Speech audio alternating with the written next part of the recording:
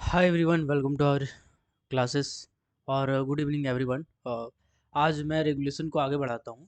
तो जैसे कि आपको पता है कि रेगुलेशन, जैसे मैंने कहा था कि 1 वीक में आपका ख़त्म हो जाना चाहिए। तो थोड़ा सा रफ्तार बड़ा है। Explosive and short firing chapter हम पढ़ रहे थे। तो प्रीवियस क्लास में 183 रेगुलेशन नंबर से लेके, यानी टाइप्स ऑफ एक्सप्लोसिव से लेते हुए, हम लोग रेगुलेशन नंबर 189 तक में भी किए थे। ठीक है। आज से हम लोग रेगुलेशन नंबर 190 से, यानी कि शॉर्ट फायरर से आगे हम लोग क्लियर करेंगे। ठीक है, चलिए देखते हैं। सबसे पहले तो शॉर्ट फायरर कहा किसको जाता है? तो शॉर्ट फायरर उसी को कहा जाता है जिसके पास शॉर्ट फायरिंग का तजुर्बा हो, एक्सपीरियंस हो। ठीक है, शॉर्ट फायरर बन कौन सकता है? कुछ जनरल क्वेश्चन है। पहले एक मिनट, जस्ट अ सेकेंड, थोड़ा सा। ओके, ठीक। एक मिनट देख लेते हैं, आवाज़ आ रहा है नहीं आ रहा, सभी बार क्रॉस चेक कर लेते हैं। Recording okay, voice okay, mic okay, pen okay, ठीक है। चलिए, देखिए बेसिकली जो व्यक्ति ब्लास्टिंग का काम अपने नज़र के सामने कराता है और ब्लास्टिंग करवाने के लिए जो जिम्मेदार होता है किसी भी underground mines, open cast mines में, इसको हम लोग शॉर्ट फायरर कहते हैं। तो देखिए, शॉर्ट फायरर एक टर्म हो गया और एक होता है ब्लास्टर। ठीक है। तो ब्लास्टर जनरली मेटल माइंस में उपयोग किया जाता है शब्द, और शॉर्ट फायरर कोल माइंस में उपयोग किया जाता है शब्द। ठीक है। कोल माइंस में शॉर्ट फायर और ब्लास्टर मेटल माइंस में जनरली इस्तेमाल किया जाता है। बट शॉर्ट फायरर के बारे में लोग पढ़ते हैं कि यार शॉर्ट फायरर का आखिर क्या काम है। तो सबसे पहले बोला गया है कि शॉर्ट फायरर दो टाइप के हम रखेंगे, या तो अंडरग्राउंड माइंस में रखेंगे या ओसीपी में रखेंगे। अगर मिक्स्ड माइंस है तो उसको हम लोग ओसीपी मान के चलते हैं। अगर अंडरग्राउंड माइंस का में है तो उसमें जो शॉर्ट फायरर का क्वालिफिकेशन होगा वो या तो मैनेजर होगा, या तो ओवरमैन होगा, या तो जीटी सर्टिफिकेट प्लस सरदार सर्टिफिकेट। कौन सा होगा? या तो मैनेजर होगा, या तो ओवरमैन होगा, या तो जीटी प्लस, सीटी लिख दिए हैं, ठीक है, जीटी प्लस सरदार सर्टिफिकेट होगा। अगर सरदार सर्टिफिकेट वाला व्यक्ति है तो जीटी साथ में होना ही चाहिए। लेकिन अगर ओवरमैन है, जीटी नहीं भी है, तो कोई बात नहीं, अंडरग्राउंड माइंस में शॉर्ट फायर का काम वो कर सकता है। अगर मैनेजर सर्टिफिकेट है सेकंड क्लास फर्स्ट क्लास वाला, तो कोई जरूरत नहीं है कि उस अलग से जीटी होल्डर होना चाहिए।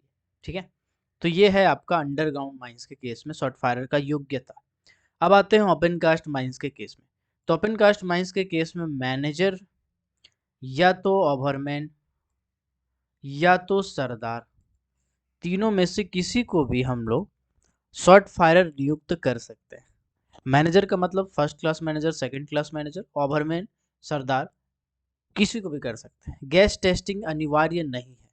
पहला रेगुलरिटी यहाँ पे ये है कि गैस टेस्टिंग आप अगर ओपन कास्ट माइंस में जॉब करना चाहते हैं शॉर्ट फायरर का या कोई भी चीज़ का, तो कोई ज़रूरत नहीं है गैस टेस्टिंग सर्टिफिकेट होने का। ठीक है, अकॉर्डिंग टू रेगुलेशन, है ना। ये तो आप चलिए समझ गए। अब देखिए, ऐसा है कि 1957 में रेगुलेशन नंबर 12 में, जैसे 11 है ना अभी सर्टिफिकेट, जो जो डीडीएमएस जारी करता है उस सर्टिफिकेट का लिस्ट, उसी तरह से 12 में सर्टिफिकेट का लिस्ट दिया हुआ था। उसमें क्या है, उसमें शॉर्ट फायरर नाम का एक एग्जाम होता था और उसी का सर्टिफिकेट मिलता था। तो उसको भी, जो भी व्यक्ति शॉर्ट फायरर का एग्जामिनेशन निकाला हुआ है, ऐसा नहीं कि उसको हम नहीं मानेंगे, उसको भी हम लोग शॉर्ट फायरर मानेंगे। ठीक है, चलिए। शॉर्ट फायरर का बेसिकली काम क्या होता है, हम प्रीवियस क्लास में आधा से ज़्यादा काम उसका हम समझा चुके हैं। चलिए आज हम बता देते हैं। अपना नज़र के सामने स्टीमिंग करवाना, ब्लास्टिंग करवाना, कनेक्शन करवाना, चार्जिंग करवाना, डिब्रीज उब्रीज आसपास में है नहीं उसको देखना, सेफ्टी देखना। ठीक है, ये सब जनरली काम होता है। चलिए हम स्टार्टिंग से समझा देते हैं शॉर्ट फायरर का क्या काम होता है। शॉर्ट फायरर पहले माइंस में आएगा। माइंस में आने के बाद अपना अटेंडेंस बनाएगा। अटेंडेंस बनाते साथ किसके पास भागेगा दौड़ के? या तो ओवरमैन के पास, या तो असिस्टेंट मैनेजर के पास। असिस्टेंट मैनेजर और ओवरमैन उसको क्या करेगा, एक स्लिप देगा। उस स्लिप का नाम क्या है? ट्रांजिट स्लिप, या फिर हम टिप पेपर कहेंगे, या फिर हम रिक्वाइजेशन स्लिप कहेंगे। ठीक है, रिक्वाइजेशन स्लिप।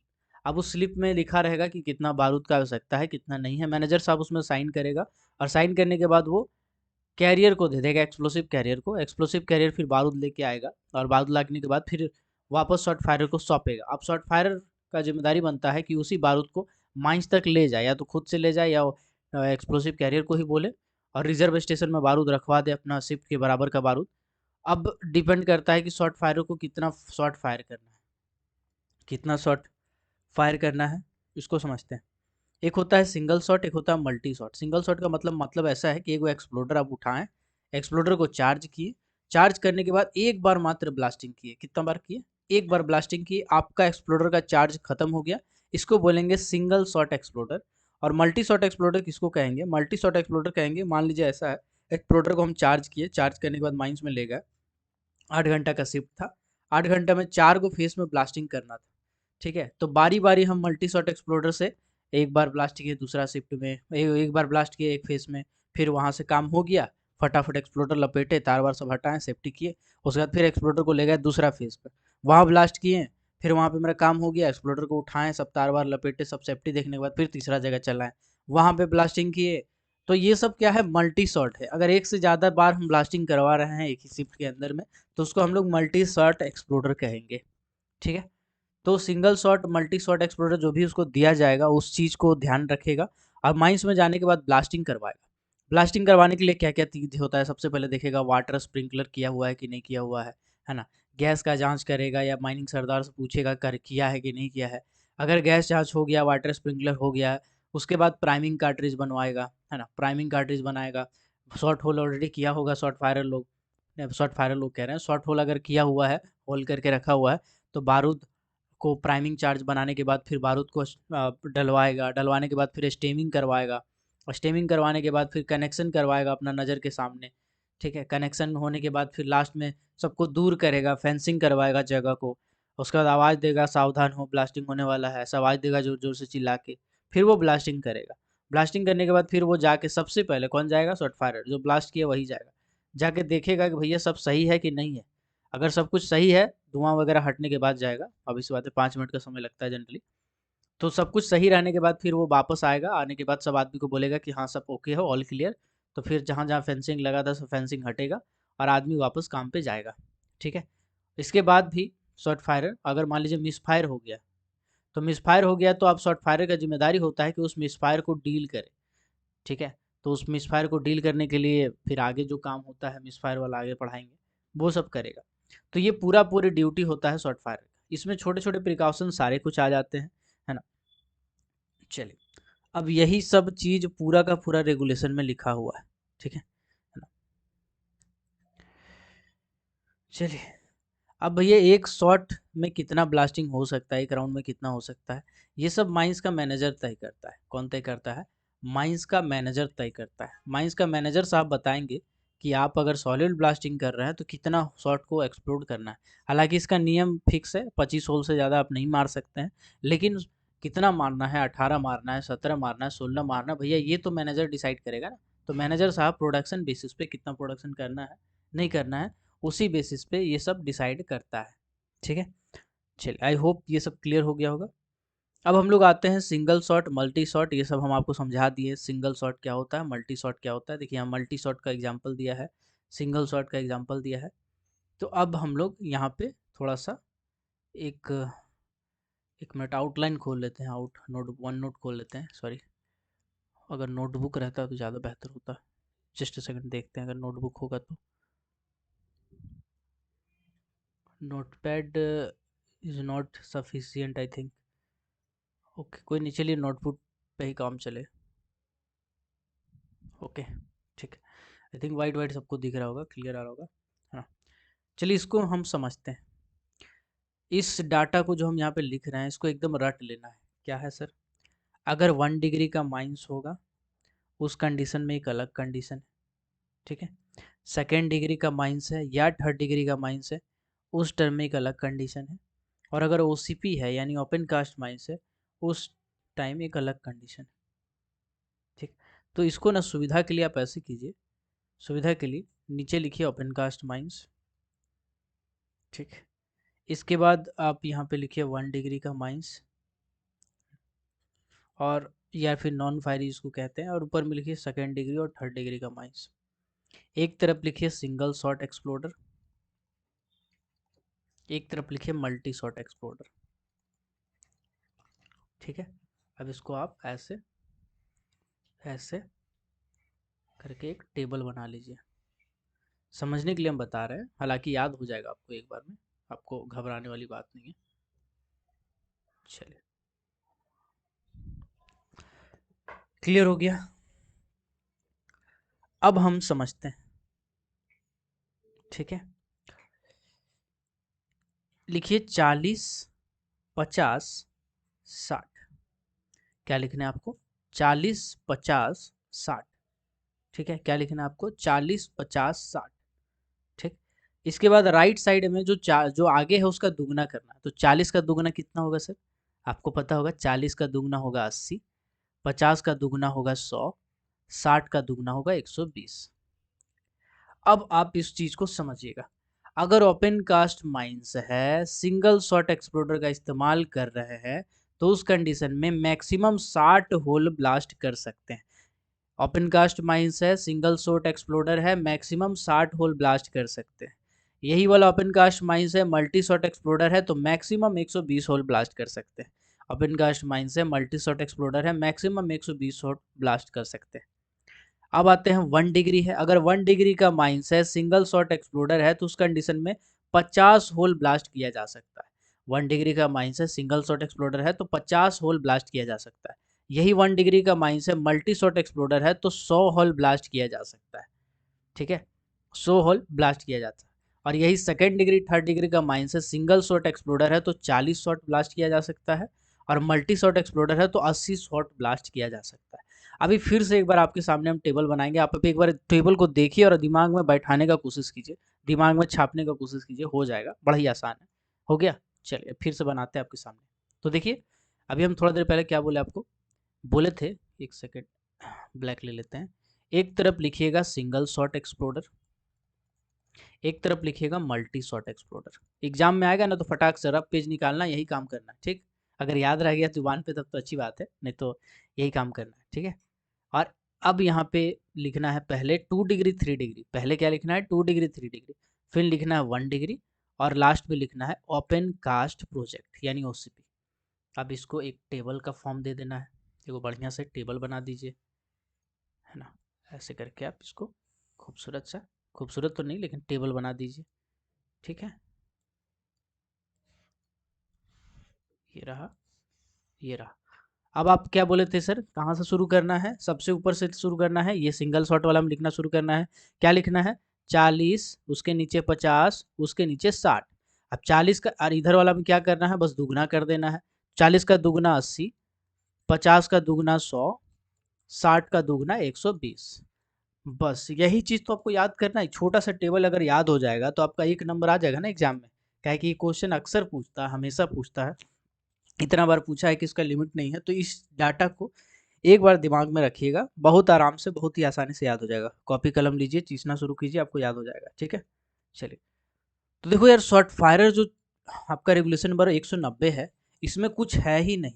इसमें दो चार पॉइंट था जो हम आपको समझा दिए। एक बार फिर से हम रिकैप करते हैं, आपको फटाफट बताना है।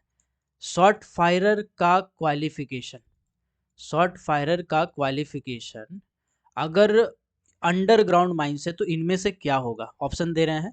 सबसे पहला है मैनेजर, दूसरा है ओवरमैन, तीसरा है माइनिंग सरदार, चौथा है माइनिंग सरदार विथ जीटी। अब ए ऑप्शन है ए बी सी डी, ठीक है। बी ऑप्शन है A B D, C option है ए, डी ऑप्शन है ए एंड डी।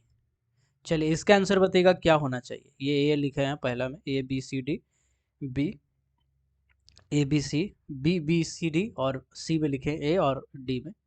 तो देखिए इसका आंसर हम फाइंड करते हैं। सबसे पहले बोले थे कि मैनेजर सर्टिफिकेट रहेगा एसएमसी या एफएमसी तो चलेगा, तो चलो पहला तो हो गया। दूसरा बोले थे ओवरमैन का सर्टिफिकेट रहेगा तो चलेगा। इसके बाद बोले थे माइनिंग सरदार तो होना चाहिए लेकिन प्लस जीटी भी होना चाहिए, तो ये ज़्यादा सूटेबल नहीं, तो इसको काट देंगे। अगला वाला ज़्यादा सूटेबल है, माइनिंग सरदार प्लस जीटी। तो क्या हो गया? ए वाला आंसर, बी वाला आंसर और डी वाला आंसर, तो हो जाएगा option number B is the correct answer, ठीक है। तो इस चीज़ का ध्यान रखिएगा। एक तो ये डाटा वाला क्वेश्चन हो गया, बाकी तो कॉन्सेप्ट है जो हम आपको बहुत ही अच्छे समझा दिए हैं, है ना। इसके बाद लास्ट में सिंगल शॉट मल्टी शॉट वाला क्वेश्चन पूछता है, जो अक्सर पूछता है, तो उसको तो एकदम भूलना नहीं है किसी भी हाल में। अब आते हैं रेगुलेशन नंबर 191। देखो 191 में क्या है, short firing tool. Short firing tool मतलब शॉर्ट फायरिंग करने के लिए कौन कौन से सामान का इस्तेमाल किया जाता है समझते हैं। तो देखो सबसे पहले तो भैया ऐसा है कि शॉर्ट फायरिंग अगर आपको करना है तो शॉर्ट फायरिंग करने के लिए आपको एक एक्सप्लोडर का ज़रूरत पड़ेगा। ठीक, अब एक्सप्लोडर है तो एक्सप्लोडर के साथ केबल का ज़रूरत पड़ेगा, है ना। अब केबल है तो केबल के साथ आपको बेसिकली इसका ज़रूरत पड़ेगा मिथेनोमीटर का, सर्किट टेस्टर का, सर्किट टेस्टर। ठीक है, सर्किट जोड़िएगा तो सर्किट टेस्टर का ज़रूरत पड़ेगा, है ना। इसके बाद आपको मिथेनोमीटर का ज़रूरत पड़ेगा अगर सॉलिड ब्लास्टिंग कर रहे हैं तो, है ना। इसके बाद ब्रेक डिटेक्टर का ज़रूरत पड़ेगा। देन आपको ज़रूरत पड़ेगा प्रीकर का। देन आपको ज़रूरत पड़ेगा क्रीपर का। देन आपको ज़रूरत पड़ेगा स्क्रैपर का। अब ये सब चीज़ क्या है यार, एकदम डरने वाला बात नहीं। और लास्ट में स्टेमिंग रॉड का ज़रूरत पड़ेगा, स्टेमिंग रॉड। एक एक चीज़ को समझते हैं। एक्सप्लोडर क्या होता है इसके बारे में हम आपको ऑलरेडी बता चुके हैं। एक्सप्लोडर क्या होता है सर, अंडरग्राउंड माइंस में या ओपन कास्ट माइंस में अगर आप ब्लास्टिंग करना चाहते हैं तो एक्सप्लोडर का काम होता है कुछ मिली सेकेंड में या कुछ सेकेंड में, मान लीजिए 1 सेकेंड में एक कनेक्शन भेजे और एक वोल्टेज सप्लाई करे। मान लीजिए 125 वोल्ट या 250 वोल्ट सप्लाई किया, जो इंस्टेंटेनियस होता है, एक पर्टिकुलर टाइम के लिए होता है, वही एक्सप्लोडर जाके उसमें बिजली पैदा करता है या फ्यू मतलब फ्लेम देता है।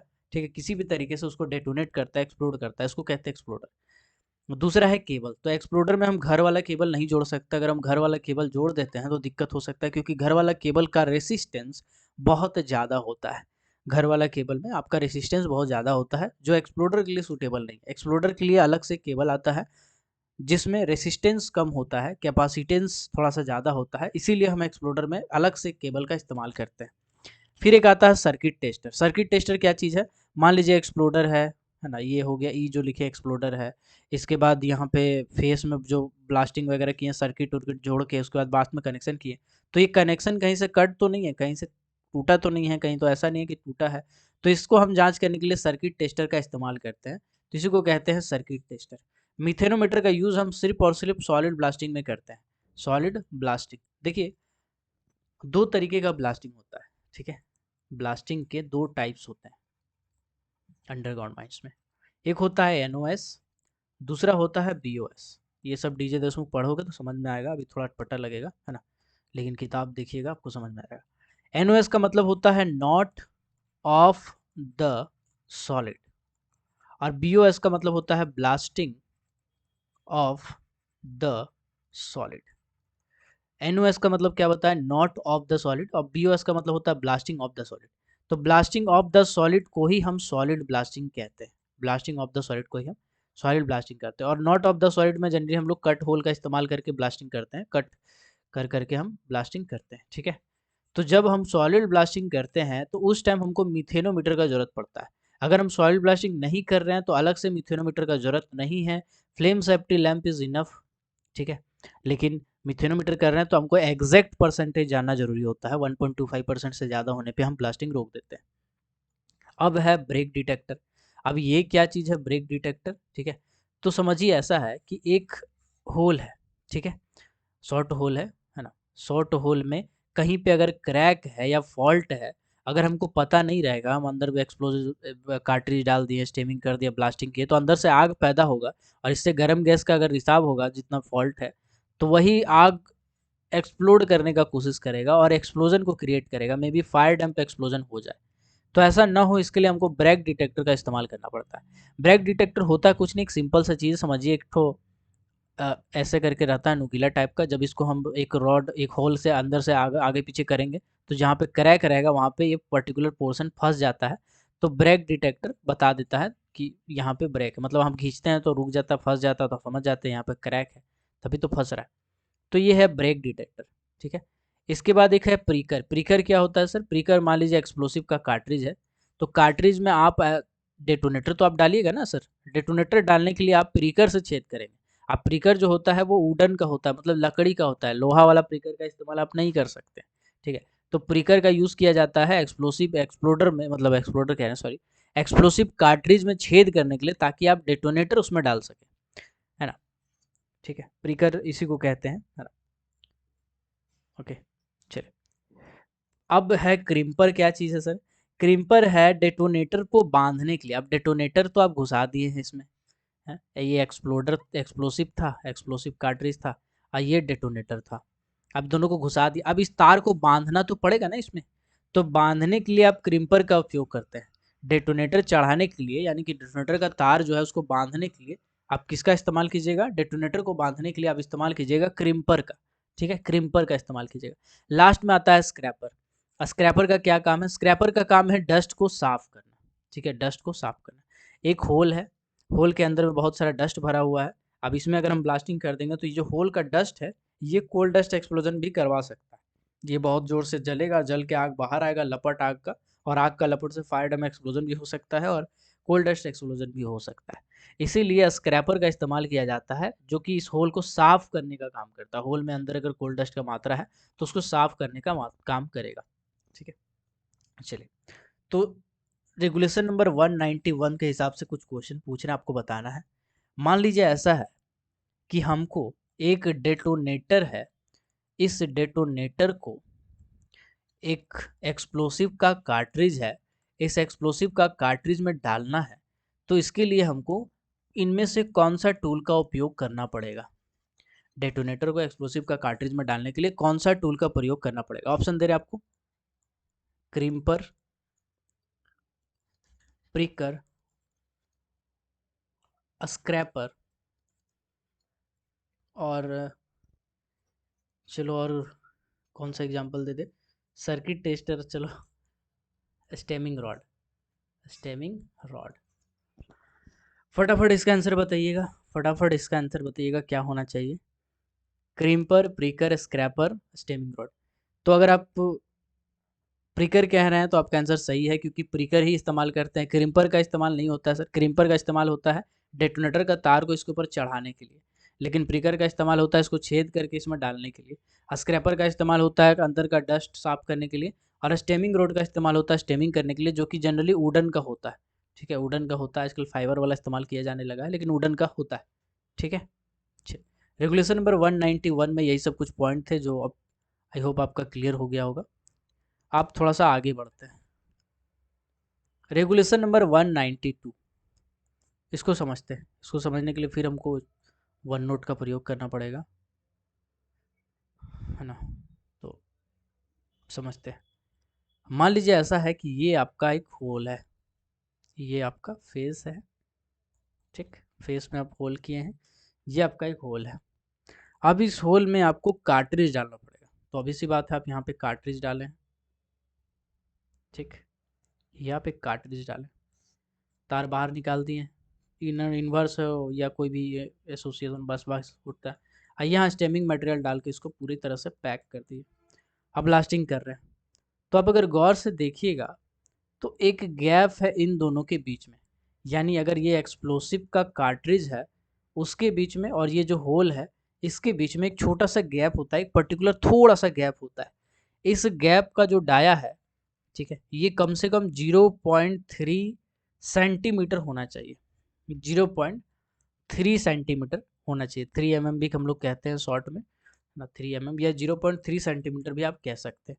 इतना कम से कम होना चाहिए, यानी कि एक होल है जो एक्सप्लोसिव कार्ट्रिज, ये क्या है, ये होल है ना, और ये जो सॉलिड वाला पोर्शन आप देख रहे हैं पूरा पूरी, एक सेकेंड सॉलिड बना दिए, हाँ, ये क्या है, ये एक्सप्लोसिव कार्ट्रिज है। तो इन दोनों के बीच में ये जो लाइनिंग है, ये जो होल है सर, ये 0.3 सेंटीमीटर का या फिर 3 mm का होना चाहिए। दोनों के बीच में जो गैप होता है वो होना चाहिए। तो हल्का सा गैप क्यों रखा जाता है समझते हैं। हल्का सा गैप इसलिए रखा जाता है क्योंकि एक्सप्लोसिव जो है इसको हम जब यहाँ पे डाल के ठूसते हैं, यानी होल में डालने के बाद जब स्टेमिंग से ठांसा डंडा से उसको ठूसते हैं, तो एक्सप्लोसिव का कार्ट्रिज फट ना जाए सर, क्योंकि एक्सप्लोसिव का कार्ट्रिज तो प्लास्टिक का है। अब प्लास्टिक को बहुत ज़्यादा ठूसिएगा आप तो दिक्कत हो जाएगा ना, फट जाएगा, उसके अंदर का केमिकल बाहर आ जाएगा। तो थोड़ा सा गैप होना चाहिए ताकि अगर हम ठूसे उसको तो आराम से अंदर जा सके, इसके लिए उतना गैप हम रखते हैं। ठीक है, और थोड़ा सा अब उस बीच में गैप में हवा ऑक्सीजन भी भरा रहता है, ये भी एक उसका कारण है। ठीक है, तो ये पॉइंट याद रखिएगा, 0.3 सेंटीमीटर गैप रहता है एक्सप्लोसिव कार्ट्रिज और होल के बीच में। ठीक है, चलिए, बाकी इसमें यही लिखा हुआ है कि होल को अच्छी तरह से साफ करेंगे, उसके बाद ही हम इसमें भरेंगे, है ना। अगर प्रैक्टिकल नहीं है तो हम कुछ निशान लगा देंगे उसमें ताकि साफ साफ हमको पता चले। ठीक। प्राइमिंग कार्ट्रिज तुरंत नहीं डाला जाएगा। इनवर्स इनिशिएशन, डायरेक्ट इनिशिएशन के बारे में हल्का फुल्का इसमें आइडिया दिया हुआ है। ठीक है, चलो इसको भी समझा ही देते हैं, इनवर्स और direct. Inverse initiation and direct initiation. देखो, मान लीजिए ये क्या है, ये आपका फेस है। ठीक, ये आपका फेस। इस फेस में आप एक होल किए। ठीक। अब होल करने के बाद आप इसमें एक बारूद का कार्ट्रिज डालें।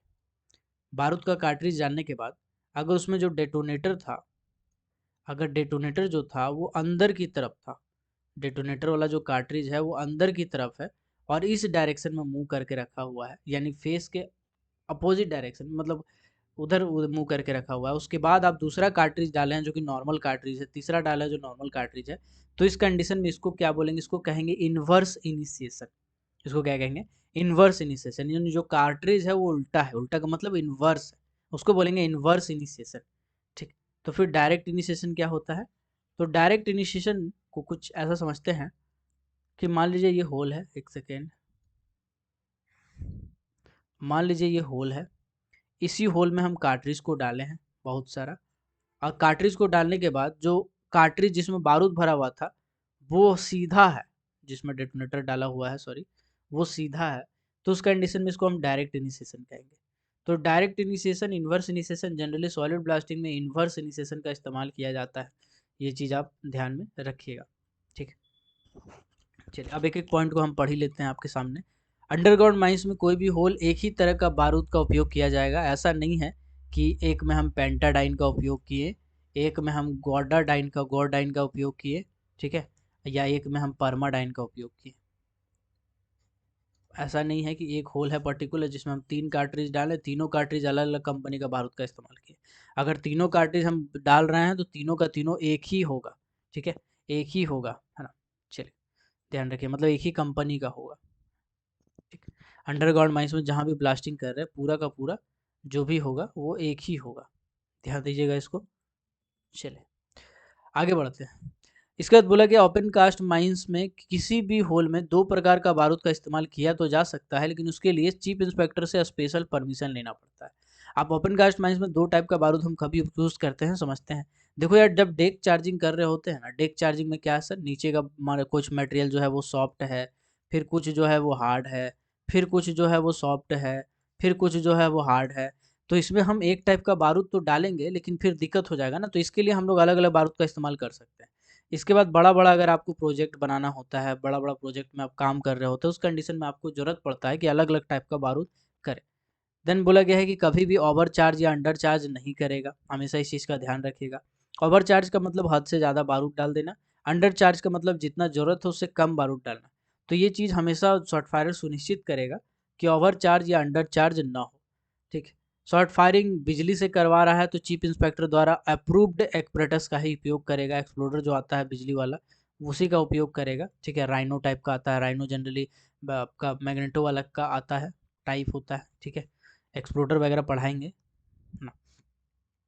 नॉन इन्फ्लेमेबल स्टेमिंग से अज्वलनशील, इसमें बोला गया है कि प्रत्येक होल उचित प्रकार के नॉन इन्फ्लेमेबल स्टेमिंग से ठासा जाएगा। नॉन, इसके बारे में थोड़ा समझाते चलो। देखो ऐसा है यार कि अंडरग्राउंड माइंस में जो हम स्टेमिंग करते हैं ना, वो भी एक तरह का कार्ट्रिज होता है जिसको हम लोग क्या बोलते हैं, स्टेमिंग कार्ट्रिज को कहते हैं, स्टेमिंग कार्ट्रिज। इसमें क्या होता है, इसमें बालू होता है और प्लस मिट्टी होता है। पानी तो रहता है ये गीला करके दोनों को डालने के लिए, लेकिन बालू और प्लस मिट्टी रहता है, जिसमें 3 भाग बालू और 1 भाग मिट्टी रहता है, यानी 3:1 रेशियो पे ये बनाया जाता है। इसको बनाते हैं सरफेस में, और सरफेस में बनाने के बाद स्टेमिंग करते हैं। तो ये बालू क्या है, मिट्टी क्या है, ये सब नॉन इन्फ्लेमेबल स्टेमिंग मटेरियल है या नॉन कंबस्टिबल मटेरियल है। ठीक है, तो यही चीज़ में लिखा हुआ है। फिर आगे बोला है ठसाने के लिए अगर हम बालू का उपयोग कर रहे हैं तो धीरे धीरे डालेंगे, नरम मिट्टी डालेंगे, है ना, कोई पड़ा कड़ा ये नहीं डालेंगे, पानी काम में लिया जा सकता है। ठीक। देखिए इसमें कुछ कुछ और भी पॉइंट है जो हम आपको समझा देते हैं इसमें। एक होता है वाटर एम्पूल। वाटर एम्पूल क्या होता है समझते हैं। देखिए 2 रुपया वाला अगर आप पानी पिए होंगे, दुकान में कोई रखता है, आप देखे हैं चाहे नहीं देखे हैं बताते हैं आपको। कोई दुकान वाला क्या करता है, 2 रुपया वाला एक छोटा सा पाउच होता है पानी का, वो छोटा सा पाउच रखता है पानी का। आप जाकर 2 रुपया दे के बोलिएगा कि पाउच दो पानी वाला, तो फ्रिज से निकाल के ठंडा ठंडा पाउच आपको देगा। जैसे दूध होता है ना, सुधा दूध, बिल्कुल उसी तरह से रहता है लेकिन छोटा रहता है। आप उसको दांत से काटिए, पानी पीजिए, ऐसा होता है। तो उसको हम लोग कह सकते हैं वाटर एम्पूल। तो जहाँ कहीं भी डस्ट का बहुत ज़्यादा खतरा होता है या फिर पॉइजनस गैसेस का खतरा होता है, उस जगह पे हम वाटर एम्पूल का प्रयोग करते हैं। ठीक है, जिस जगह पे अगर ब्लास्टिंग करने से पॉइजनस गैस या कुछ गैसेस निकल सकते हैं, तो उस कंडीशन में हम लोग वाटर एम्पूल का प्रयोग करते हैं। ठीक है, तो ये वाटर एम्पूल मतलब थैला को हम वो करते हैं, ठसानी जब करते हैं तो एक दो थैला डाल देते हैं, उसके बाद फिर हम स्टेमिंग करते हैं जनरल, और फिर उसके बाद हम लोग ब्लास्टिंग करते हैं। ठीक है, तो बस यही सब कुछ कुछ पॉइंट लिखा हुआ है। हाँ। बाकी यही सब लिखा हुआ है कि शॉर्ट फायरिंग केबल जोड़ने से पहले फालतू बारूद हटा देंगे, फेस को साफ कर देंगे, है ना। और वहाँ पे कोई फालतू आदमी नहीं रहेगा, जो आदमी वही आदमी केवल रहेगा जो चार्ज में लगा हुआ है, और वो सबका सब सेफ डिस्टेंस में रहेगा। ठीक है, जहाँ होल अधिक संख्या में ब्लास्ट हो रहा है वहाँ शॉर्ट फायरिंग 2 शिफ्टों के बीच में ब्लास्टिंग करेगा। देखिए होता है कि 12 बजे से 2 बजे का जो टाइम होता है ना दोपहर का, इसको हम लोग बोलते हैं नेगेटिव टाइम। समझते हैं क्या चीज़ है नेगेटिव टाइमिंग, है ना, समझते हैं। देखिए 2 टाइप का प्रेशर होता है, एक होता है पॉजिटिव प्रेशर, एक होता है नेगेटिव प्रेशर। ठीक है, माइंस में जनरली जब दोपहर का टाइम होता है ना, दोपहर का टाइम में क्या है सर, बाहर में धूप पड़ रहा है बहुत जोर, है ना। अब दोपहर का टाइम में आप घर से बाहर निकलिए, चाहे ठंडा हो चाहे गर्मी चाहे बरसात, आपको धूप तो लगेगा ना सर, है, थोड़ा देर धूप में बैठिए, गर्मी तो लगेगा ना। दोपहर का टाइम कुछ ऐसा ही होता है। ठंडा का टाइम में भी अगर आप 12 बजे दोपहरिया में 12 से 2 बजे के बीच में धूप में बैठे हैं, तो थोड़ा देर तो हो सकता है आपको धूप बहुत मजा आया, नहा नहा के आए, ठंडा ठंडा लग रहा है, थोड़ा देर बैठे मजा आ रहा है, लेकिन थोड़ा देर के बाद वही धूप आपको चुभने लगेगा। ठीक है, क्यों सर ऐसा क्यों होता है, क्योंकि टेम्परेचर ज़्यादा होता है ना। तो बाहर में जब कभी एटमॉस्फेयर में टेम्परेचर ज़्यादा होता है, और वही टेम्परेचर में हवा जो है, हवा भी थोड़ा सा गर्म होता है, और वही हवा जब माइंस में घुसता है तो एक हल्का प्रेशर क्रिएट करता है, यानी प्रेशर कम हो जाता है माइंस में, माइंस में प्रेशर थोड़ा सा कम हो जाता है। और कभी आइसोलेशन स्टॉपिंग वगैरह बनाया है तो आइसोलेशन स्टॉपिंग के पीछे पॉजिटिव प्रेशर होता है, यानी प्रेशर जो है वो ज़्यादा हो जाता है। तो जब ज़्यादा हो जाता है और सैम्पलिंग पाइप से हम सैंपल लेते हैं तो बहुत ही अच्छे से सैंपल हमको मिलता है।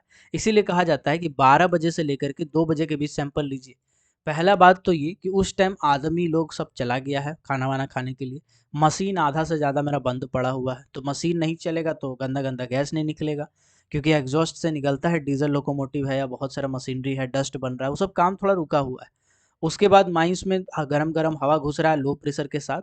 तो ये सब कंडीशन को देखते हुए 12 बजे से 2 बजे के बीच में अगर आप ब्लास्टिंग करवाते हैं, या फिर 12 बजे से 2 बजे के बीच सैंपल लेते हैं, तो ये आपका बेस्ट टाइमिंग माना जाता है। क्योंकि आदमी नहीं है तो आपको टेंशन नहीं है, अगर गर्म गैस निकला या कुछ ऐसा निकलता भी है तो फटाक से गैस मास्क लगाएंगे या सेल्फ रेस्क्यूअर लगाएंगे, सब वहाँ से भाग जाएंगे। लेकिन ज़्यादा आदमी रहेगा तो दिक्कत हो जाएगा ना, तो फिर सबको बचाना पड़ेगा।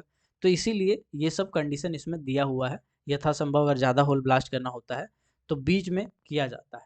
ठीक है, कोई भी आदमी इसमें यही सब बोला है, फालतू फालतू चीज़ लिखा है, डेटोनेटर लीड को पकड़ के बाहर नहीं खींचेगा, डेटोनेटर वाला तार को खींचेगा नहीं, है ना, उखड़ जाएगा। तो ये सब कॉमन चीज़ है, कॉन्सेप्ट वाला चीज़ है। ठीक है, अब आते हैं 193 रेगुलेशन।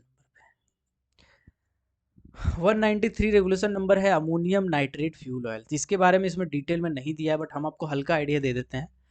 ओपन कास्ट माइंस का एक बारूद है अमोनियम नाइट्रेट फ्यूल ऑयल, जिसमें अमोनियम नाइट्रेट नाम का एक केमिकल होता है, और फ्यूल ऑयल में हम लोग जनरली डीजल का इस्तेमाल करते हैं। अमोनियम नाइट्रेट को अगर हम माचिस मार के फेंक दें, अमोनियम नाइट्रेट को अगर हम माचिस मार के फेंक दें तो वो जलेगा, जैसे प्लास्टिक जलता है, रबड़ जलता है, कोयला जलता है, इसी तरह से अमोनियम नाइट्रेट जलेगा, हल्का फटफट का आवाज़ आएगा, वैसा जलेगा। लेकिन वही अमोनियम नाइट्रेट में जब हम डीजल मिला देंगे और उसके बाद अगर माचिस मार के फेंकेंगे तो वो बड़ाम से फूटेगा, मतलब बढ़िया से एक्सप्लोजन होगा, जैसे मिर्चा बड़ा का फूटता है ना, वैसे ही फूटेगा, है ना। और अगर डीजल का और अमोनियम नाइट्रेट का मात्रा को हम बढ़ा देंगे, अच्छा खासा क्वांटिटी रहे, 2 किलो 3 किलो 5 किलो 10 किलो, तो वो इतना भयंकर फूटेगा कि घर द्वार टूट जाएगा। तो यही दोनों मिलके एक बारूद बनाता है। अमोनियम नाइट्रेट एक केमिकल है, इसको अगर सेपरेट जलाना चाहेंगे तो जलेगा खाली। डीजल जो है, डीजल मिलाने के बाद ये एक बारूद बन जाता है। ठीक है, तो जनरली क्या होता है 95 टू 96% अमोनियम नाइट्रेट होता है, और आपका 4 से 5% तक हम डीजल इस्तेमाल करते हैं। हालांकि जैसे जैसे गर्मी का टाइम आता है हमको डीजल थोड़ा सा बढ़ाना पड़ता है ना। तो डीजल और अमोनियम नाइट्रेट का इस्तेमाल जनरली हम लोग करते हैं। 94% इधर आ जाता है, 6% ये आ जाता है, तो बेस्ट मिक्सचर बनाता है ना। तो ammonium nitrate open cast mines में यूज़ किया जाने वाला एक बारूद है। अगर इसको इस्तेमाल करना है तो चीफ इंस्पेक्टर एक जनरल ऑर्डर जारी करता है। अब जनरल ऑर्डर आप सुन रहे हैं, इसका मतलब क्या होता है? देखिए, दो टाइप का आप ऑर्डर सुने, अगर आप रेगुलेशन को ध्यान से पढ़े होंगे तो आप दो टाइप का ऑर्डर सुने होंगे कि सीआई साहब स्पेशल ऑर्डर निकालेंगे, सीआई साहब जनरल ऑर्डर निकालेंगे। ऐसा आप सुने होंगे, अगर आप पढ़े हो रेगुलेशन को ध्यान से, अगर आप पढ़ते होंगे तो आप ये दो टर्म देखे होंगे कि सीआई साहब स्पेशल ऑर्डर निकाल के बताएगा कि ऐसे ऐसे करना है, सीआई साहब जनरल ऑर्डर निकाल के बताएगा कि ऐसे ऐसे करना है। देखो, स्पेशल ऑर्डर का मतलब है कि मान लीजिए आपका एक ठो माइंस है, माइंस का नाम है कारो ओपन कास्ट प्रोजेक्ट 1। तो ये आपका एक स्पेशल माइंस है। पूरा भारत में अगर हम खोजेंगे तो सीसीएल में, बी एंड के एरिया में कारो ओपन कास्ट प्रोजेक्ट एक ही ठो है। तो ये एक स्पेशल है। अब इस माइन से रिलेटेड कुछ प्रोविजन बनाना होगा चीफ इंस्पेक्टर को। तो चीफ इंस्पेक्टर खाली उसी माइंस को ध्यान में रख के कुछ बनाता है और जारी करता है कि देखो भैया, आपका माइंस थोड़ा अलग है, आपका माइंस में सरफेस माइनर फॉलो हो रहा है, आपका माइंस का थिकनेस ये है, तो आपको ऐसे ऐसे करके काम करना चाहिए। तो ये क्या हो गया? ये हो गया स्पेशल ऑर्डर। अब जनरल ऑर्डर क्या होता है सर? जनरल ऑर्डर होता है कि एक जनरल है, जैसे कि अमोनियम नाइट्रोट फ्यूल ऑयल का इस्तेमाल ओपन कास्ट माइंस में एक जनरल चीज है। बहुत सारे ओपन कास्ट माइंस है जिसमें अमोनियम नाइट्रेट फ्यूल ऑयल का इस्तेमाल किया जाता है। अब चीफ इंस्पेक्टर अलग अलग सबको इंस्ट्रक्शन देने लगे कि तुम ऐसा करो, तुम ऐसा करो, तो हो गया चीफ इंस्पेक्टर का, उसका भी तो काम धंधा है ना भाई, डायरेक्टरेट है। तो इसीलिए एक जनरल ऑर्डर जारी करता है। जनरल ऑर्डर में बताता है कि अगर कोई mines ammonium nitrate fuel oil का इस्तेमाल करना चाहता है तो उस माइंस का क्राइटेरिया ये होना चाहिए, थिकनेस इतना होना चाहिए, स्टार्टा में दरार नहीं होना चाहिए, पानी वाला नहीं होना चाहिए। ऐसे कर करके बहुत सारा इंस्ट्रक्शन देता है और उसके बाद बताता है कैसे यूज़ किया जाता है, कैसे सेफ हैंडल किया जाता है, कौन सा कंपनी का अप्रूव्ड है, पूरा का पूरा जनरल ऑर्डर निकालता है। अब जो भी माइंस चाहेगा, चाहे कारो ओसीपी हो, है ना, चाहे आपका काला पानी ओसीपी हो, ठीक है, चाहे आपका मुगमा ओपन कास्ट प्रोजेक्ट हो कापसारा वाला, तो जो भी चाहेगा कि हम एएनएफओ का इस्तेमाल करें, जो इसका क्राइटेरिया फुलफिल करता है वो कर सकता है नोटिस भेजने के बाद। तो ये है इसमें लिखा हुआ अमोनियम नाइट्रेट फ्यूल ऑयल के बारे में। अब आते हैं deep whole blasting. Regulation number 194 में कुछ नहीं दिया हुआ है, बस इसमें ये भी लिखा है जनरल ऑर्डर निकाल के बता दिया जाएगा चीफ इंस्पेक्टर के द्वारा। समझते हैं डीप होल ब्लास्टिंग क्या होता है। तो देखो भैया, ऐसा है कि ओपन कास्ट में बड़ा बड़ा बेंच चलता है, ठीक।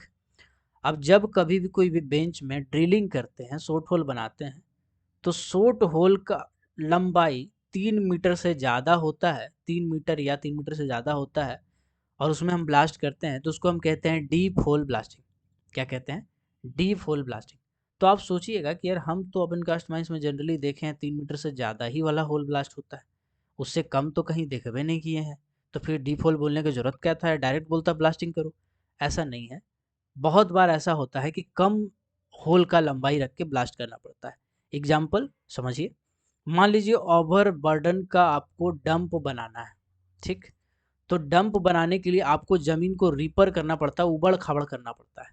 अगर ज़मीन में कीचड़ है तो उसको हटाना पड़ता है, ज़मीन अगर उपजाऊ मतलब कमज़ोर मिट्टी है तो उसको ब्लास्ट करके हटाना पड़ता है। तो उस टाइम जब हम ब्लास्टिंग वगैरह करते हैं ना, तो 1 मीटर का, 1.2 मीटर का, 1.3 मीटर तक का होल का भी इस्तेमाल करते हैं, ठीक है। इसीलिए आप ऐसा नहीं कह सकते हैं कि 3 मीटर से कम वाला यूज़ ही नहीं होता है। या फिर बहुत सारा छोटा छोटा क्वेरी होता है, क्वेरी समझते हैं यार, क्वेरी इसमें समझते हैं। देखो, क्वेरी का मतलब ओपन कास्ट होता है, ऐसा नहीं है। क्वेरी का मतलब छोटा ओपन कास्ट होता है। क्वेरी का मतलब सब ओपन कास्ट नहीं होता है। क्वेरी का मतलब होता है छोटा ओपन कास्ट माइन, छोटा छोटा, 2-4 गो मशीन लगा हुआ है, काम चल रहा है, कम प्रोडक्शन है, छोटा बेंच का साइज है, उसको क्वेरी कहेंगे आप। एक बड़ा सा एरिया में माइंस फैला हुआ है, 50 एकड़ 100 एकड़ में ज़मीन है, माइंस चल रहा है, 50 गो मशीन लगा है, तो आप क्वेरी कह रहे हैं? नहीं, गलत हो जाएगा सर। क्वेरी का मतलब होता है छोटा ओपन कास्ट माइन, दिमाग में रखिएगा। क्वेरी का मतलब होता है सब छोटा ओपन कास्ट माइंस, चाहे मेटल का हो, चाहे कोल का हो, चाहे मेटल का हो, चाहे कोल का हो। लड़का लोग क्या समझता है, क्वेरी का मतलब है मेटल माइंस में ओपन कास्ट, और ओसीपी का मतलब है कोल माइंस। अरे भाई, सब कौन किताब पढ़ रहे हैं समझ में नहीं आ रहा है। क्वेरी का मतलब होता है छोटा ओपन कास्ट माइंस, चाहे मेटल का हो चाहे कोल का हो। ठीक है, चलिए इसको क्लियर कर दिए, किसी से सुने थे हम इसीलिए। तो डीप होल ब्लास्टिंग का मतलब क्या होता है? डीप होल ब्लास्टिंग का मतलब होता है 3 मीटर से ज़्यादा अगर होल कर रहे हैं, लंबा होल, और उसके बाद अगर आप ब्लास्टिंग करवा रहे हैं तो उसको डीप होल ब्लास्टिंग कहा जाएगा। ठीक है, तो deep whole blasting I hope आपका क्लियर हो गया होगा। चलिए आगे बढ़ते हैं। अब आते हैं इलेक्ट्रिक शॉर्ट फायरिंग। ठीक है, इलेक्ट्रिक शॉर्ट फायरिंग। तो आपका दिमाग में ये इलेक्ट्रिक शॉर्ट फायरिंग शब्द सुन के दिमाग में अगर आया होगा कि यार इलेक्ट्रिक शॉर्ट फायरिंग तो चलो ठीक है, इलेक्ट्रिसिटी से होता है तो हम देखें, क्या इसको छोड़ के दूसरा भी तरीका है? बिल्कुल है, बिल्कुल है। अगर आप गरीब आदमी हैं, बचपन में साइकिल चलाए हैं, तो साइकिल में हवा भी भरे होंगे, भरे होंगे। साइकिल में हवा भरने के लिए क्या करते हैं, एक नोजल होता है, उसको आप लगाते हैं और जो पंप होता है उसमें आप हवा मारते हैं। ठीक है ना, ऐसा कुछ रहता है वो, है ना, और इसमें से एक नोजल निकलता है जो आप टायर में डालते हैं। अब इसको ऊपर नीचे करते हैं, ठीक है, इसमें सक्शन होता है और फिर आप प्रेस करते हैं। ये वाला जो इस टाइप का एक्सप्लोडर होता था ना, इस टाइप का एक्सप्लोडर का उपयोग होता था एक लंबा टाइम तक, आज भी हो रहा है बहुत सारा माइंस में। ठीक है, इसको बैन नहीं किया गया, ध्यान ध्यान रखिएगा। इस टाइप का एक्सप्लोडर का भी उपयोग करते थे जो कि नॉन इलेक्ट्रिक टाइप का था, नॉन इलेक्ट्रिक टाइप का था। ओपन कास्ट माइंस में आज भी बहुत सारा एक्सप्लोडर है जो नॉन इलेक्ट्रिक टाइप का उपयोग हो रहा है, बहुत सारा छोटा छोटा क्वेरी है जो नॉन इलेक्ट्रिक टाइप का उपयोग हो रहा है। तो electric short firing basically electric detonator में ही उपयोग किया जा रहा है। अगर नॉन इलेक्ट्रिक डेटोनेटर है, ऑर्डिनरी डेटोनेटर है, तो इलेक्ट्रिक शॉर्ट फायरिंग नहीं किया जा सकता है ना, नहीं किया जा सकता। तो इलेक्ट्रिक शॉर्ट फायरिंग अगर कहीं कर रहे हैं तो उस जगह पे आपको कुछ कुछ सेफ्टी लेना पड़ता है। सबसे पहले तो बोला गया है कि चीफ इंस्पेक्टर जितना होल बोलेगा, जो जो बोलेगा, जिस हिसाब से ब्लास्टिंग करने बोलेगा उतना ही करेंगे एक बार में, उससे ज़्यादा नहीं करेंगे, आलतू फालतू चीज़ लेके भरा है। उसके बाद दो चार टर्म है, समझते हैं।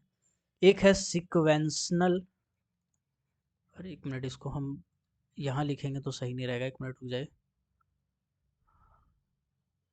वन नोट का प्रयोग करना पड़ेगा। ठीक है, देखिए दो टर्म आपका माथा खाएगा, तो पहले ही समझा दे रहे हैं।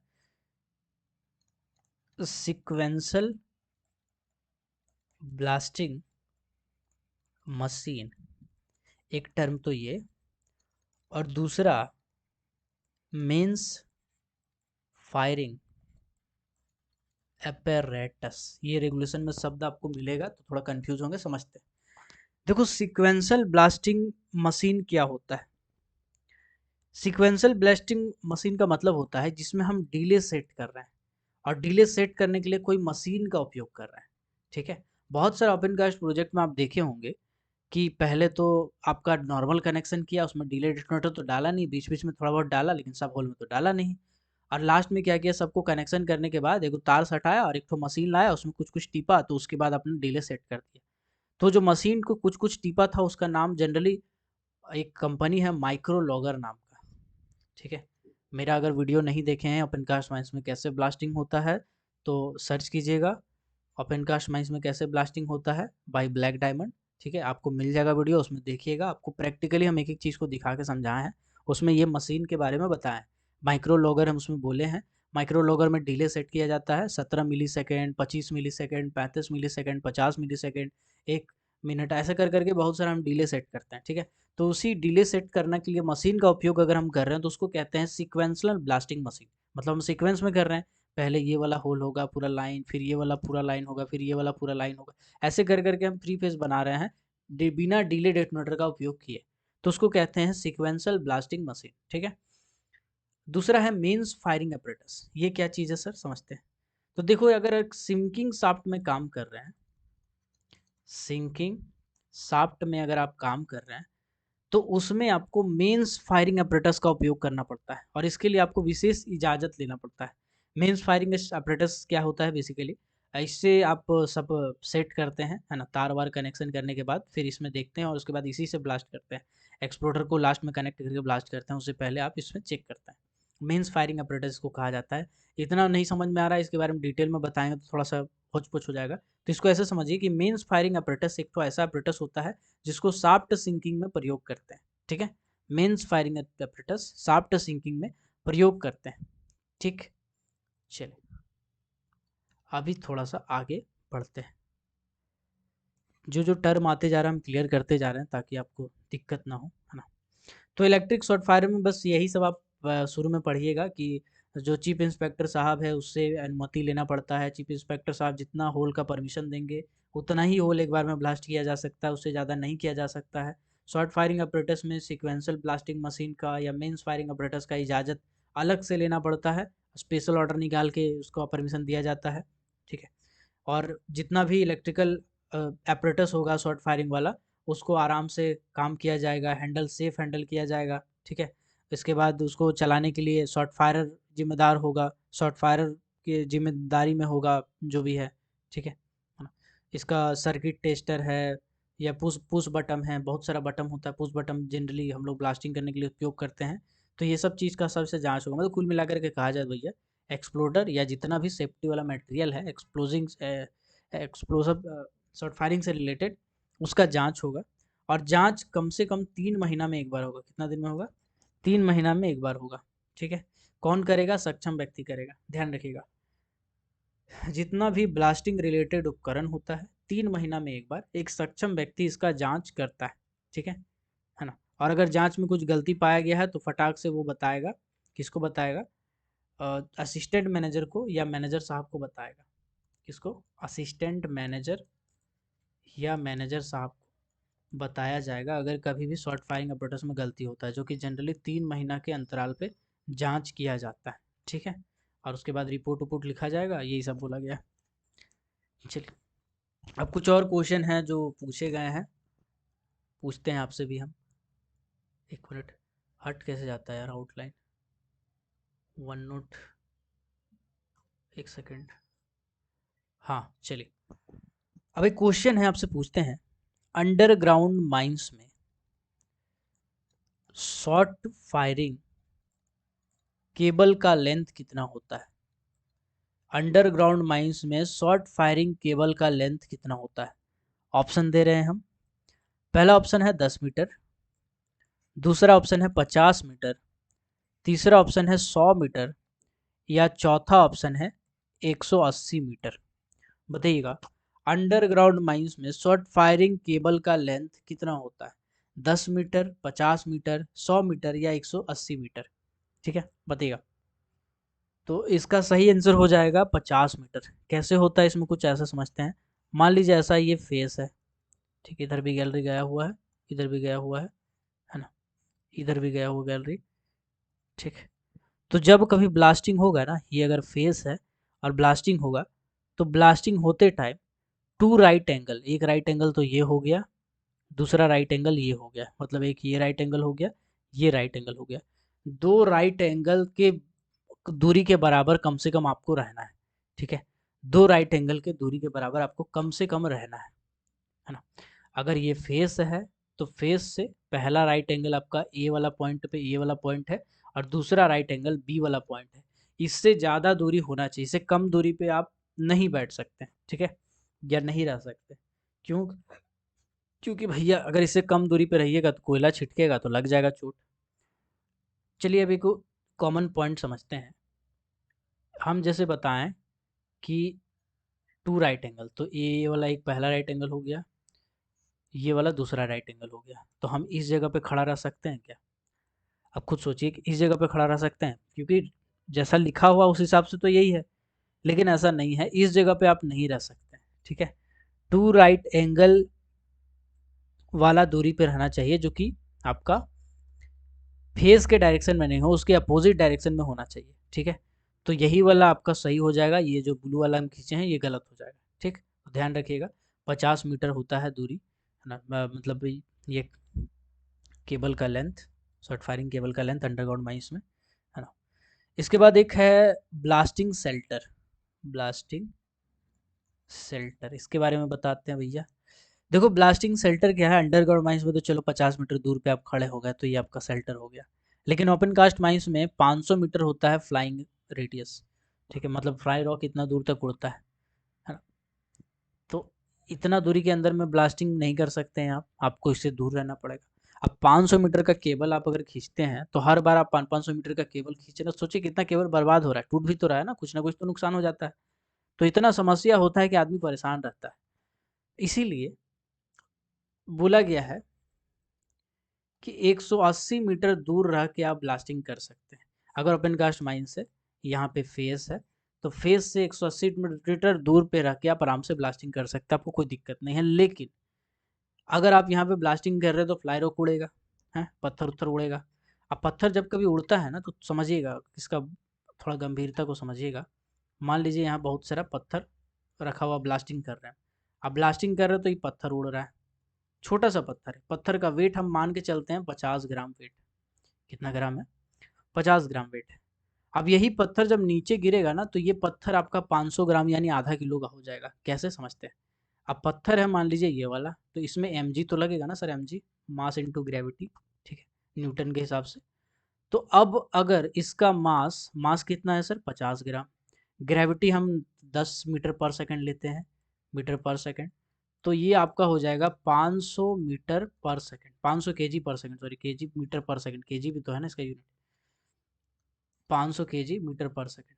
अब आधा किलो का पत्थर आप उठा के किसी को मारिएगा, सोचिए ना ऐसा कि आधा किलो का बटखरा, बटखरा समझते हैं जो तराजू में तोलते हैं, आधा किलो का बटखरा उठा के किसी का कपार में फेंक के मारिएगा तो क्या स्थिति होगा? वही स्थिति होगा अगर फ्लाई रॉक उड़ के किसी आदमी को चोट लगता है तो, ठीक है। तो इसीलिए 50 ग्राम का पत्थर, हम 50 ग्राम पत्थर का बात कर रहे हैं। लेकिन अगर मान के चलिए 50 ग्राम का पत्थर ना हो के 500 ग्राम का पत्थर हुआ, तो आधा किलो का पत्थर हुआ, तो आधा किलो का पत्थर होगा तो ये 5 किलो का पत्थर बन जाएगा जब चोट लगेगा। तो 5 किलो का पत्थर उठा के किसी का माथा में फेंक के मारिएगा तो जो स्थिति होगा वही स्थिति होगा अगर आधा किलो का पत्थर उठता है तो। इसीलिए इस चीज़ को समझना चाहिए।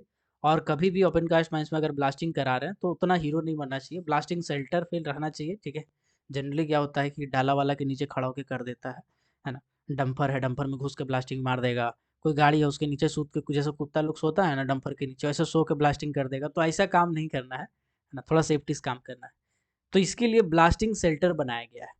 ब्लास्टिंग शेल्टर, ब्लास्टिंग शेल्टर किसका रहता है? चदरा का रहता है। इसको हम लोग सीट भी कहते हैं, जो कि आयरन का सीट रहता है, मोटा सीट रहेगा सर। आयरन का सीट इतना मजबूत होता है कि अगर दूर में खड़ा होकर, सामने से नहीं सर, सामने से नहीं, दूर में खड़ा होकर अगर कोई गोली मारता है, 200 मीटर दूर में खड़ा होकर अगर कोई गोली मारता है, तो आयरन का सीट उसको झेल सकता है, इतना मोटा होता है ना।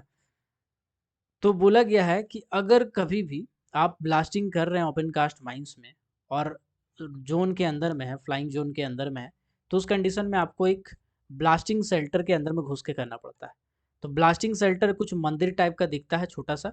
इसका डायमेंशन होता है 1.8 metre into 1.2 metre into 1.2 metre. ये हो जाता है हाइट, ये हो जाता है लेंथ, ये हो जाता है ब्रेथ, ठीक है। एच इंटू बी या फिर L into B into H अगर आप बात कीजिएगा तो 1.2 इंटू 1.2 इंटू 1.8 ये हो जाता है इसका ब्लास्टिंग शेल्टर का डायमेंशन। तो ब्लास्टिंग शेल्टर जरूरी है अगर आप डेंजर जोन में काम कर रहे हैं तो। डेंजर जोन 500 मीटर रखा गया ओपन कास्ट माइंस में, पहले इसको 300 मीटर कहा गया था, लेकिन 196 रेगुलेशन नंबर में इसको सुधार दिया गया है। तो ब्लास्टिंग शेल्टर का ही इस्तेमाल करना चाहिए। क्यों करना चाहिए अभी हम आपको समझा दिए, आई होप आप समझ गए होंगे। अगर जॉब कर रहे हैं थोड़ा सा ध्यान रखिएगा, ठीक है। दुर्घटना कभी कभार ही होता है, याद बन जाता है वो। चलिए, रेगुलेशन नंबर इसी में एक दो चार पॉइंट है, उसको छूट गया था। हम लोग सीरीज कनेक्शन करते हैं, ठीक है। अंडरग्राउंड माइंस में अगर हम फायरिंग कर रहे हैं तो सीरीज कनेक्शन कहते हैं। तो कभी कभी क्वेश्चन ऐसा पूछा जा सकता है कि बताओ यार कि इनमें से कौन सा मेथड में हम सीरीज कनेक्शन का इस्तेमाल करेंगे। पहला पूछ देगा बोर्ड एंड पिलर मेथड, दूसरा पूछ देगा आपका रूम एंड पिलर में तो नहीं होता है, चलिए इसको कहते हैं solid blasting. Board and pillar ना लिख के बोले NOS यानी not of the solid blasting. तीसरा बोलेगा बोथ, चौथा बोलेगा नन। तो आप सोचेंगे कि यार हम तो पढ़े थे सॉलिड ब्लास्टिंग, मार दो सॉलिड। ऐसा नहीं है सर। अंडरग्राउंड माइंस में ब्लास्टिंग कर रहे हैं, एक से ज़्यादा होल का ब्लास्टिंग कर रहे हैं, तो आप सीरीज में करेंगे। किस में करेंगे? सीरीज में। इसका रेफरेंस दे दीजिए, तो इसका रेफरेंस है रेगुलेशन नंबर 195 का पॉइंट नंबर 8 का बी, ठीक है। इसको पढ़ लीजिएगा तो आपका काम हो जाएगा। तो ध्यान रखिएगा, अंडरग्राउंड माइंस में जितना भी ब्लास्टिंग होता है, जब तक स्पेशल परमिशन चीफ इंस्पेक्टर से नहीं लिया जाएगा, तब तक सब का सब कनेक्शन सीरीज में रहेगा। सीरीज में कनेक्ट करके हम ब्लास्टिंग करेंगे, ठीक है। चलिए, यही सब कुछ पॉइंट इसमें बोला गया है, ओके। अब आते हैं रेगुलेशन नंबर 196 के ऊपर। एक बार देख लेते हैं, ज़्यादा होच पोच ना हो जाए आप लोगों के लिए। कोई नहीं यार, डाइजेस्ट कर लोगे। तो रेगुलेशन भी तो थोड़ा जल्दी बढ़ाना है ना, ओके। अब आते हैं रेगुलेशन नंबर 196। 196 में क्या बोला गया है? तो 196 में बोला गया है टेकिंग शेल्टर। जो अभी हम थोड़ा देर पहले आपको इफेक्ट बताएं वो सब का सब इसी इफेक्ट के बारे में दिया हुआ है, ठीक है। तो इससे रिलेटेड हम कुछ कुछ पॉइंट आपको बताना चाहेंगे, जो आप थोड़ा सा गौर से सुनेंगे क्योंकि आपका काम का चीज़ है। मान लीजिए ऐसा है कि आप कोई ओपन कास्ट माइंस में जॉब कर रहे हैं, ठीक है। सरकारी नहीं है, वो प्राइवेट जॉब है, आउटसोर्सिंग कंपनी है, कुछ ऐसा है। अगर सरकारी है तब तो छाती में चढ़ जाइएगा आप, लेकिन अगर प्राइवेट है या कुछ टेंडर वेंडर या कॉन्ट्रैक्ट वाला जॉब है तो आपको बड़ा ही सावधानी से काम करना पड़ता है। मान लीजिए ऐसा है कि बगल में कोई बस्ती है और बस्ती में घनी आबादी है या आबादी है, ठीक। उस बस्ती के आसपास में भाई कोई कोई ना कोई तो तालाब होगा, है। अब तालाब में आदमी नहाएगा, धोएगा, कपड़ा वपड़ा धोएगा, और बगल में ही आपको ब्लास्टिंग करना है, ठीक। बगल में आपको क्या करना है सर? ब्लास्टिंग करना है। कंपनी कहती है कि नहीं उड़ा दो, ऐसे उड़ा दो, हमारे पास मफल ब्लास्टिंग का पैसा नहीं है, टायर बालू इतना आदमी नहीं है, हम नहीं दे सकते, करो ब्लास्टिंग, ठीक है। और अगर आप ब्लास्टिंग किए तो ब्लास्टिंग करने से क्या हुआ? कुछ पत्थर उड़ा और पत्थर उड़ने के बाद किसी आदमी को जाके चोट लग गया, ठीक। किसी आदमी को जाके चोट लग गया, या चोट नहीं भी लगेगा तो भी दिक्कत है। समझाते हैं आपको। किसी आदमी को चोट नहीं लगा, मान लीजिए कोई आदमी घर में बैठा हुआ है, उसका घर एस्बेस्टस का है यानी सीट का है, उड़ के पत्थर गया, सीट वह टूट गया पूरा, बड़ा सा गड्ढा हो गया सीट में। तो जितना बस्ती वाला है सब मिलेगा और दौड़ के लाठी डंडा लेके चल आएगा। अब बंधक बनाएगा, कौन किया ब्लास्टिंग, कौन किया ब्लास्टिंग, धर लेगा, पकड़ के मारेगा, मैनेजर को बुलाएगा, है ना, परेशान करेगा, ऐसा काम करेगा। ऐसा होता है जनरली। ये सब चीज़ आपको झेलना पड़ेगा अगर आपका कोई बस्ती के आसपास में ब्लास्टिंग का काम मिल गया है तो। ये सब सिचुएशन कभी ना कभी, भगवान ना करे, बट आपको झेलना पड़ेगा। अगर सरकारी में है तब तो छाती में चढ़ जाते हैं आप, भाग जाते हैं वहाँ से, या मैनेजर को बोल देते हैं कि हम नहीं करेंगे ब्लास्टिंग, जो करना है कर लीजिए। लेकिन अगर आप प्राइवेट में है या कॉन्ट्रेक्चुअल बेसिस पे है तो आपको थोड़ा सा यहाँ पे डील करना पड़ता है सिचुएशन के साथ, ठीक है। ऐसा कई बार हो चुका है कि उड़ के पत्थर किसी का घर में घुस गया है, कोई तालाब में चला गया है। अगर नहीं भी घुसा है तो बस्ती वाला थोड़ा परेशान करने के लिए बोल देता है, एगो पत्थर उठाएगा, उठा के मार देगा, किसी का खपरा का घर है या उसमें उसा उठा के पटक देगा, बोलेगा कि टूट गया टूट गया। ऐसा क्यों करता है बस्ती वाला? तो सबसे पहले होता है लैंड एक्वाजिशन का इशू। लैंड एक्वाजिशन का इशू, लैंड एक्वाजिशन का मतलब होता है भूमि विवाद। मतलब ऐसा है कि कोई कंपनी है, कोई भी कंपनी जनरली ज़मीन खरीदती नहीं है परमानेंट। अगर बड़ी कंपनी है तो खरीदेगी, अगर छोटी है तो लीज़ पे लेगी। तो जब कभी कोई घर वो लीज़ पे लेती है तो उस ज़मीन को वो लीज़ पे लेती है सरकार से। लेकिन अगर उस ज़मीन का कोई प्राइवेट मालिकाना हक रखता है, यानी किसी आदमी के नाम पे है, कोई घर खरीदा है, ज़मीन घर-द्वार बनाया है, तो उस कंडीशन में उसको मुआवज़ा देके रिहैबिलिटेशन किया जाता है। मतलब या तो उसको उस जगह से हटा के दूसरा जगह बसा देगा, या फिर उसको कुछ पैसा कौड़ी देके या नौकरी देके बोलेगा भैया आप तुम सेटल हो जाओ, है ना? तो जनरली दूसरा वाला जो कंडीशन होता है वो ज़्यादा आदमी चाहता है। सब चाहता है कि हमारा घर में 2 लड़का है, दोनों का नौकरी हो जाए। लेकिन कंपनी का भी कुछ पॉलिसी होता है कि 1 एकड़ पे देंगे या 2 एकड़ पे हम नौकरी देंगे। और यही से ये सब कारण से ग्रामीण जो है वो थोड़ा खफा-खफा रहता है। जब कभी ऐसा मौका मिलता है वो भी अपना हाथ धोता है, ठीक है? तो सबसे पहले तो कभी भी ब्लास्टिंग अगर कहा जाएगा तो बिना मफल ब्लास्टिंग के आपको नहीं करना है। मफल ब्लास्टिंग ही करना है अगर आस-पास में लोकेलिटी है तो। अगर कंपनी कहता है कि नहीं मेरे पास पैसा नहीं है, मफल ब्लास्टिंग नहीं देंगे करने, तब आपको क्या करना है? तब आपको कंट्रोल ब्लास्टिंग करना है। कंट्रोल ब्लास्टिंग से होगा क्या? कंट्रोल ब्लास्टिंग से फ्लाई रॉक तो उड़ेगा लेकिन बहुत कम उड़ेगा। प्रैक्टिकल एक्सपीरियंस से ऐसा देखा गया है कि कंट्रोल ब्लास्टिंग में as compare to normal blasting जो मटेरियल होता है वो थोड़ा-सा कम उड़ता है। कारण कारण वाइब्रेशन कंट्रोल में आ जाता है। कंट्रोल ब्लास्टिंग फ्लाई रॉक को रोकने के लिए नहीं किया जाता है, वाइब्रेशन को कंट्रोल करने के लिए किया जाता है। कंट्रोल ब्लास्टिंग में बहुत सारा मेथड होता है। एक होता है प्री स्प्लिटिंग, ठीक है? ये एक होता है आपका नॉनेल वाला मेथड, नॉन इलेक्ट्रिक डिटोनेटर से इस्तेमाल कर सकते हैं। और एक तीसरा होता है, हमको ध्यान नहीं आ रहा है, ठीक है, जिसमें एक लाइन पूरा ड्रिल करके छोड़ देते हैं, 1-2 लाइन तक, 3 लाइन तक, तो वाइब्रेशन वहाँ जाते-जाते तक कंट्रोल में आ जाता है। तो इसी मेथड का इस्तेमाल करके आप बच सकते हैं, या फिर अगर ऐसा कभी कोई सिचुएशन हो जाता है तो आपको वहाँ से निकल लेना चाहिए, है ना? चलिए आगे बढ़ते हैं। तो रेगुलेशन नंबर 196 में डेंजर जोन के बारे में दिया हुआ है जो कुछ पॉइंट है। तो danger zone open cast mines में कितना होता है? 500 मीटर होता है। इसके अंदर में आप ब्लास्टिंग कर सकते हैं जी, बिल्कुल कर सकते हैं, 180 मीटर पे कर सकते हैं। लेकिन इसके लिए आपको ब्लास्टिंग शेल्टर का ज़रूरत पड़ता है, ठीक है, ब्लास्टिंग शेल्टर का ज़रूरत पड़ता है ना? उसके बाद ब्लास्टिंग करने के लिए आप क्या करते हैं, आज जो भी आने जाने का रास्ता है, ब्लास्टिंग करने के आधा घंटा के पहले, कितना देर पहले? 30 मिनट के पहले आप हूटर से चिल्लाते हैं या फिर लाउड स्पीकर बजाते हैं, ठीक है? जिसमें अलार्म बजता है अलग टाइप का, तो आदमी लोग सतर्क हो जाता है। जैसे फाटक गिरने से पहले बजता है, बिल्कुल वैसे ही यहाँ पे बजता है, अलार्म बजता है, ठीक है। तो इससे क्या है, जो भी अगल-बगल का आदमी है वो सतर्क हो जाएगा। और उसके बाद अगर ओपन कास्ट माइंस है और दिन का टाइम है, तो लाल झंडा लगाते हैं आप जहाँ-जहाँ तक फायर डेंजर ज़ोन होता है। लेकिन अगर आप रात का टाइम में कर रहे हैं ब्लास्टिंग, तो लाल रंग का लाइट लगाते हैं, एलईडी या लाइट लगाते हैं, जिससे आपको पता रहे। और व्यक्ति क्या करता है, चारों तरफ से उसको फेंस ऑफ कर देता है, यानी जितना भी पब्लिक आने-जाने का रास्ता उस जगह पे खड़ा रहेगा और फेंसिंग कर देगा, किसी को अंदर जाने नहीं देगा। 3-4 बार चिल्लाता है, पहले ही सब देखता है ऑल क्लियर है, उसके बाद ही ये ब्लास्टिंग करता है। तो 30 मिनट के बाद फिर जब 10 मिनट बाकी रहता है, तो 10 मिनट पहले 3 बार राउटर बजाता है। 3 बार क्या करता है ना? 3 बार आपका हूटर बजाता है, सॉरी 3 बार हूटर बजाता है, यानी सायरन बजाएगा, ठीक है? सायरन समझो ना। तो 3 बार सायरन बजाएगा ज़ोर-ज़ोर से, और तीनों सायरन कम से कम 1-1 मिनट का होगा। 1 मिनट तक लगातार सायरन बजता रहेगा, ऐसे करके 3 बार बजाएगा, उसके बाद ही ये ब्लास्टिंग करेगा। इससे क्या होता है, इससे अल्ट्रा सेफ हो जाता है। अगर कोई आदमी है उस सायरन के बीच में देख रहा है, तो 10 मिनट में उसका 10 मिनट काफ़ी टाइम होता है उस जगह से निकलने के लिए, है ना? तो इसीलिए ओपन कास्ट माइंस में ज़्यादा आदमी का ज़रूरत पड़ता है ब्लास्टिंग करते टाइम, ठीक है ना? चलिए, बाकी इसमें शेल्टर के बारे में जो बोला गया तो मैं बता ही चुका हूँ।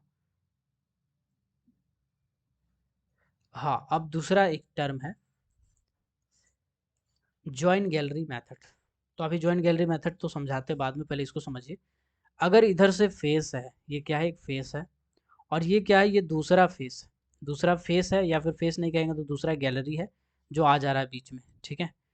तो अगर आप इधर से ब्लास्टिंग करते करते जा रहे हैं और एक फेस आ गया है, तो इसके बीच का दूरी अगर 9 मीटर, यानी बीच का पार्टीशन कितना है, 9 मीटर है ना, 9 मीटर के अंदर आ जाते हैं, तो शॉर्ट फायरर ब्लास्टिंग नहीं करेगा, है ना। कब नहीं करेगा, अगर ब्लास्टिंग अब करना तो यहाँ से सब आदमी को हटाएगा, फेंसिंग करेगा, उसके बाद ही करेगा, है ना। अगर करेगा तब भी ब्लास्टिंग गैलरी मेथड का, सॉरी ब्लास्टिंग गैलरी मेथड कह रहे हैं, कार्ड मेथड, कार्ड सिस्टम का उपयोग किया जाता है, कार्ड सिस्टम मेथड का उपयोग किया जाता है इसमें, ठीक है। 9 मीटर के अंतराल पे आता है तब। तो रेगुलेशन में लिखा हुआ है, रेगुलेशन नंबर 196 में पॉइंट नंबर 6 में दिया हुआ है 9 मीटर, कुछ किताब में दिया हुआ है 10 मीटर। तो आपको 9 मीटर मान के चलना है कि परस्पर जब दो फेस सामने सामने आ जाता है, तो जब तक सामने वाला फेस को खाली नहीं किया जाएगा डायरेक्ट लाइन में, तब तक हम ब्लास्टिंग नहीं करवा सकते, ठीक है। तब तक हम ब्लास्टिंग नहीं करवा सकते। हाँ, चलिए, अब 197 में एक पॉइंट है जो थोड़ा आपको अटपटा लगेगा, समझाते आपको।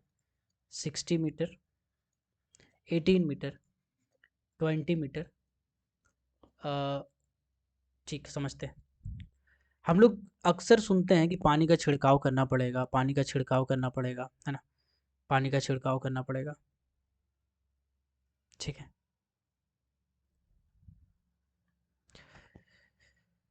तो 60 मीटर कहीं पढ़ते हैं, कहीं 18 मीटर पढ़ते हैं, कहीं 20 मीटर पढ़ते हैं। इसको समझते हैं क्या चीज़ है। 60 मीटर कब होता है जानते हैं, जब आपको डस्ट कंट्रोल करना होता है, ठीक है। जहाँ भी वर्किंग प्लेसेस है, ये ब्लास्टिंग से कोई संबंध नहीं है। वर्किंग प्लेसेस मतलब जहाँ भी काम चल रहा है, काम चल रहा है, कोई मशीन से काट रहा है, कोई लॉन्गवाल शेयरर से काट रहा है, रोमन पिलर मेथड से काट रहा है, सब में 60 मीटर, 60 मीटर तक आपको गीला करके रखना पड़ता है। लेकिन अगर ब्लास्टिंग कर रहे हैं तो या तो 18 मीटर या तो 20 मीटर इनफ होता है, ठीक है। 18 मीटर होता है in case of solid blasting, और 20 मीटर होता है in case of not of the solid blasting, ठीक। 60 मीटर कोई भी मेथड से अगर आप काम कर रहे हैं, कहीं पर भी काम चल रहा है, अगर क्रशर का काम चल रहा है, कोयला तोड़ने का काम चल रहा है, कोयला लोडिंग का काम चल रहा है, कोयला अनलोडिंग का काम चल रहा है, कोयला काटने का काम चल रहा है, लॉन्ग शेयरर लगा हुआ है, कंटिन्यूस माइनर लगा हुआ है, कोल कटिंग मशीन लगा हुआ है, कुछ भी लगा भैया, 60 मीटर तक पूरा गीला कर देंगे। कितना गीला कर देंगे, तो 30% बाई वेट गीला कर देंगे। 30% बाई वेट का क्या मतलब होता है, मतलब ऐसा होता है कि अगर हम 1 किलो सैंपल उठाएंगे ना, तो उसमें से 700 ग्राम अगर कोयला है ना, तो 300 ग्राम कम से कम पानी होना चाहिए। इतना गीला कर देंगे, है ना। इतना गीला में कोल डस्ट एकदम उड़ेगा नहीं, थोड़ा सा भी नहीं उड़ेगा, ठीक। तो ये जनरली हम लोग इस्तेमाल करते हैं, है ना। 30% बाई वॉल्यूम रहना चाहिए। 60 मीटर के दौरान पे कोई भी काम चल रहा हो तो हम पानी का छिड़काव करते हैं। 18 मीटर के दौरान पे सॉलिड ब्लास्टिंग, तब पानी का छिड़काव करते हैं। और 20 मीटर के दौरान भी हम लोग क्या करते हैं, नॉट ऑफ द सॉलिड पे पानी का छिड़काव करते हैं। तो आई होप ये पॉइंट भी आपका क्लियर हो गया होगा, है ना। अब रेगुलेशन नंबर 198 से 206, अब चलो ज़्यादा नहीं है यार, अगला क्लास में ये चैप्टर ख़त्म हो जाएगा, फिर हम लोग अगला चैप्टर पे कूदेंगे। मशीनरी है ना, मशीनरी में कुछ पॉइंट है जो अक्सर आदमी इग्नोर करता है। अभी कुछ अनयूजुअल चैप्टर आपके दिमाग में आएंगे, ठीक है। और पीपीटी का चिंता मत कीजिएगा, पीपीटी हम भेज देंगे, आप फिलहाल पढ़िए ना। रेगुलेशन का बुक तो होगा ना आपके पास, रेगुलेशन का बुक तो सबके पास होगा ना। तो जो हम पढ़ा रहे हैं अभी आपको क्लास में, उसको खुद से भी एक बार पढ़िए ना किताब से। पीपीटी तो हम बना के भेजते रहेंगे, उसमें थोड़ा समय लग सकता है, तो आप आराम से पढ़ते रहिए, है ना। पीपीटी आपको नोट्स मिल जाएगा, ठीक है। चलिए आज के लिए इतना ही रखते हैं, मिलते हैं सबसे अगले क्लास में। तब तक के लिए सबको जय हिंद, जय हिंद।